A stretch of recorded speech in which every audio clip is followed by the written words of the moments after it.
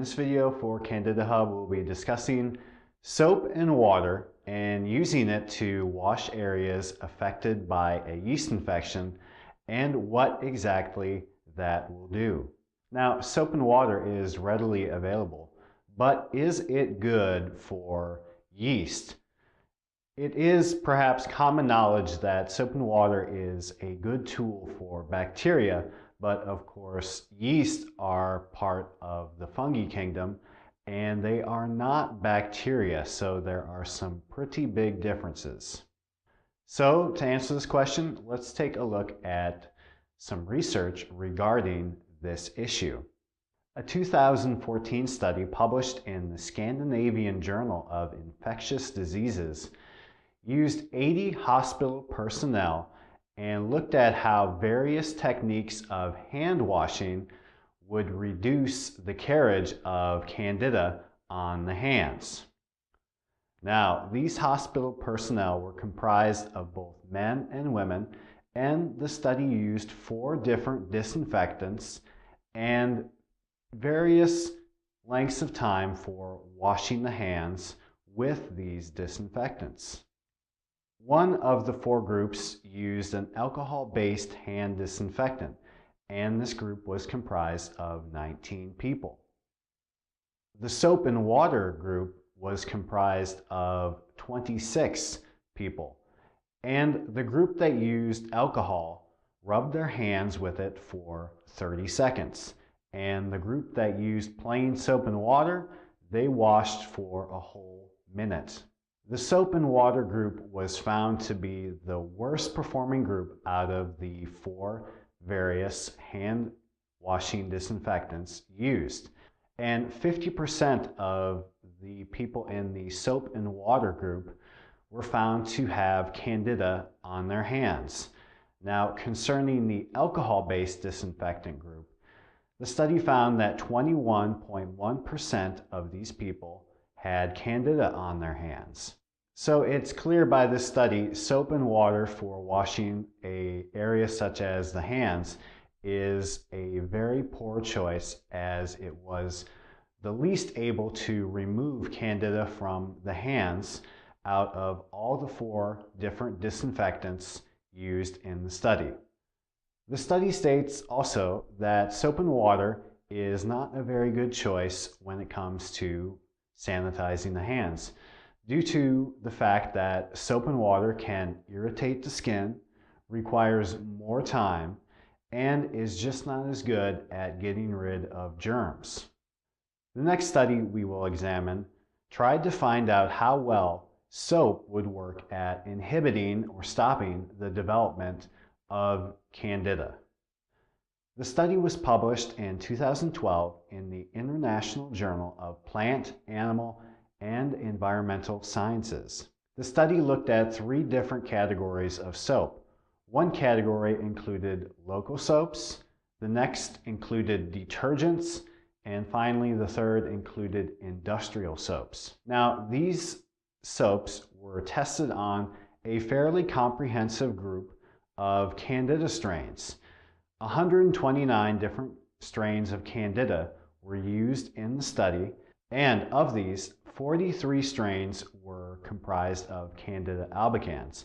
The study then took the soap and the various strains of yeast and looked at how well soap would stop the development of the yeast. The study took the various Candida strains and added the different soaps to them.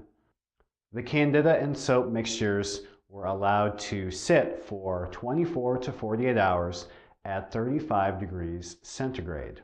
And the study found that none of the soaps had any effect on any of the strains of Candida, showing that soap is quite impotent when it comes to stopping Candida yeast. Now, it should be noted that some soaps may contain preservatives and other chemical additives, and these synthetic chemicals, or even natural chemicals, may provide an antifungal ability to a specific soap. So since there is such a vast array of soaps, it's hard to say that all soaps in general will not stop the growth of Candida.